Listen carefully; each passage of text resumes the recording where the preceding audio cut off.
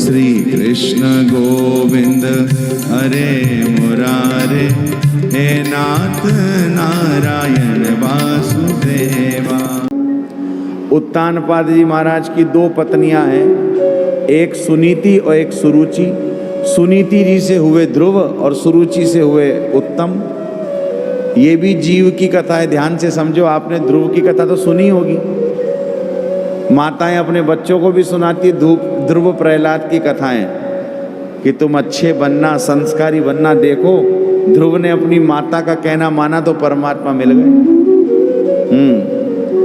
तो आपने ध्रुव जी की कथा तो सुन रखी है, लेकिन ये कथा ध्रुव जी की कथा है, ध्रुव जी का कल्याण हो गया, हमारा कैसे होगा समझना ये है। श्री हरि ध्रुव जी की कथा हमें संकेत कर रही है। उत्तानपाद कौन है? उत्तानपाद जीव है, यानी आप और हम। ये कथा अपनी सबकी है, बहुत ध्यान से समझना। अपनी कथा है, उत्तानपाद अपनी है, और सबके दो पत्नी है, हर जीव के। उनके थी सुनीति सुरुचि, अपने है बुद्धिमानी मनमानी। मनमानी ही सुरुचि है, बुद्धिमानी ही सुनीति है। बुद्धिमानी शास्त्र वाक्य हैं और मनमानी जो अपने को अच्छी लगे। और वहाँ भी यही था, वहाँ सुनीति कम प्रिय थी, सुरुचि ज़्यादा प्रिय थी। अपने साथ भी यही होता है, अपने को भी बुद्धिमानी कम पसंद है, मनमानी ज़्यादा पसंद है। अपने मन में आए सो करो। हर जीव की कथा है ये। और जो शास्त्रों की बातों को मान करके सुनीति माता के यहाँ पर ध्रुव का जन्म हुआ, जो सुनीति से जीवन जीता है, शास्त्रों के आधार पर मर्यादित जीवन जीता है, उसके यहाँ ध्रुव जैसी संतान होती है, ध्रुव जैसे सद्विचार उत्पन्न होते हैं, और उसी से उसको प्रभु के दिव्य धाम की प्राप्ति होती है। यही कथा का संकेत है।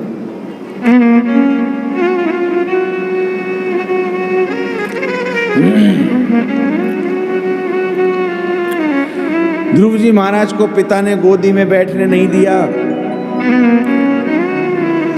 सुरुचि ने बैठने नहीं दिया, पिताजी ने हटा दिया। तो ध्रुव जी तपस्या करने के लिए गए और भगवान की तपस्या करके भगवान को प्रसन्न करना चाहते थे। लेकिन जंगल में तो चले गए, लेकिन अब कैसे भगवान मिले ये पता नहीं था। नारद जी महाराज आए, नारद जी ने अपना शिष्य बनाया, नारद जी को गुरु बना करके ध्रुव जी ने नारद जी से उपदेश प्राप्त किया। जप्यश्च परमं गुह्यं श्रूयताम में नृपात्मज, यम सप्त रातन प्रपटन पुमान पश्यति खेचनान। जो भगवान की शरण में जाता है, वो शरण में जाकर के इस मंत्र का जप करता है, उसको भगवान की कृपा से ठाकुर जी का दर्शन प्राप्त होता है। ऐसा दिव्य मंत्र है। ऐसा दिव्य मंत्र कौन सा? ओम नमो भगवते वासुदेवाय, ओम नमो भगवते वासुदेवाय। ऐसा दिव्य मंत्र है। इस मंत्र का निरंतर जप करना चाहिए, किसी को बताना नहीं चाहिए, चुपचाप करना चाहिए। मनना त्रायते इति मंत्र। इस मंत्र का जप करना प्रारंभ किया कहाँ जाकर के? मधुवन में जाकर के। यमुना के तट पे स्नान करके मधुवन में प्रवेश करके ध्रुव जी महाराज तप करने लगे योग के माध्यम से। त्रिरात्रांते त्रिरात्रांते, 3 रात्रियों के बाद में फल पाए, जीवन जिया। फिर 6 रात्रियों से पत्ते पाए, फिर 9 रात्रियों से जल पिया, फिर 12 रात्रियों से केवल वायु का आहार लिया, और फिर महाराज 5वें महीने में तो श्वास पर विजय प्राप्त करके अपने एक पैर पर खड़े हो गए, अंगूठे पर, और भगवान का ही सतत ध्यान करने लगे। किस स्वरूप का? उसी स्वरूप का ध्यान करने लगे जैसा बताया था भगवान की कृपा से नारद जी ने। उसी स्वरूप का ध्यान कर रहे थे। देवताओं ने प्रार्थना करी भगवान से, और भगवान आए ध्रुव जी को दर्शन देने। जैसे ही ध्रुव जी ने नेत्र खोले, भगवान का साक्षात चतुर्भुज रूप से दर्शन किया। उनका दर्शन करते ही चरणों में साष्टांग प्रणाम किया और हाथ जोड़ करके खड़े हो गए, और सोचने लगे बेटा ध्रुव अपन तो ठगे गए। क्यों? अरे बोले माँ सुनीति ने शिक्षा दी, जंगल चला जा भगवान मिलेंगे, तो जंगल चले गए। जंगल में गुरुजी नारद जी मिल गए, उन्होंने कहा बेटा मंत्र ले लो, मधुबन चले जाओ, भगवान मिलेंगे। मंत्र ले लिया, मधुबन आ गए। लेकिन ना मैया से पूछा, ना नारद जी गुरुजी से पूछा कि भगवान मिल जाए जब क्या करना है। अब ये तो सामने खड़े, अपन क्या करें, अपने को तो कुछ आता ही नहीं है, केवल मंत्र पता था, उसको जपा, उससे भगवान सन्मुख हो गए। अब क्या करें? भगवान सर्वांतर्यामी हैं, अंतःकरण की बात जान गए और अपना पांचजन्य शंख भगवान ने ध्रुव जी के दक्षिण कपोल पर स्पर्श कराया।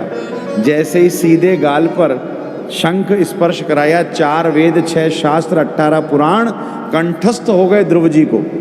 और ध्रुव जी ने मुक्त कंठ प्रसन्न होकर के भगवान की स्तुति करना प्रारंभ कर दिया। भगवान की स्तुति करी, क्योंकि गुरुदेव ने 12 मंत्र दिया था, 12 अक्षरों का, ओम नमो भगवते वासुदेवाय। तो 12 श्लोकों में स्तुति करना प्रारंभ किया। योऽन्तः प्रविश्य मम वाचमिमां प्रसुप्तां संजीवयत्यखिल शक्तिधर स्वधाम्ना अन्याश्च हस्तचरण श्रवण त्वगादीन् प्राणान् नमो भगवते पुरुषाय तुभ्यम्। महाराज, हे प्रभु, आप ही मेरी सोई हुई वाणी को सजीव बनाते हैं, चेतन करते हैं। केवल वाणी ही क्यों, मेरे अंतःकरण में प्रवेश करके आप ही मेरी समस्त इंद्रियों के बल हैं। हाथ पैर में जितना बल है वो आप हैं, आंखों में आंखें तो हैं लेकिन देखने की शक्ति आप हैं, समस्त इंद्रियों की शक्ति आप हैं। कान तो भले ही हों लेकिन सुनने की श्रवण शक्ति आप हैं। हे भगवान, आप ही इन सब को सजीव, और सच्चाई भी है। एक बात है, आप जब भी कोई बढ़िया सामग्री सिद्ध करते हो, कुछ अच्छा बनाते हो, तो अपने घर परिवार के सदस्यों को ले जा करके भगवान का भोग लगा करके सदस्यों को ले जाके देके कहते हो चख कर देखो। क्या कहते हो? सच्ची बताओ, यही कहते हो। खाकर देखो, एक बार खाकर तो देखो। कोई बढ़िया वस्त्र लाओ तो कहते हो पहन के देखो।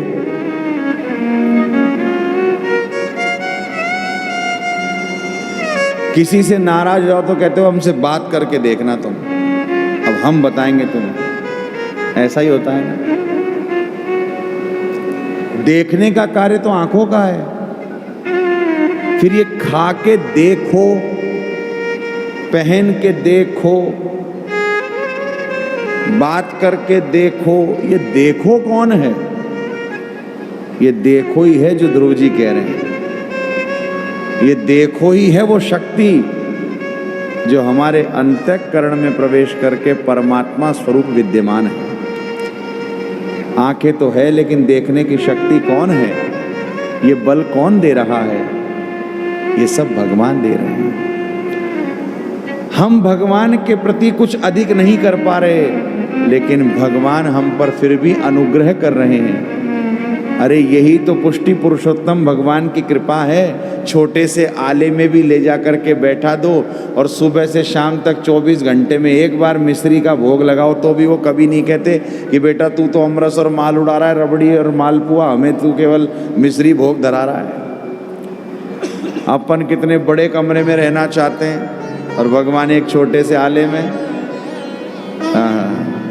ऐसा क्या काम किया हमने तेरा, जो मेरा हाथ तूने थाम लिया।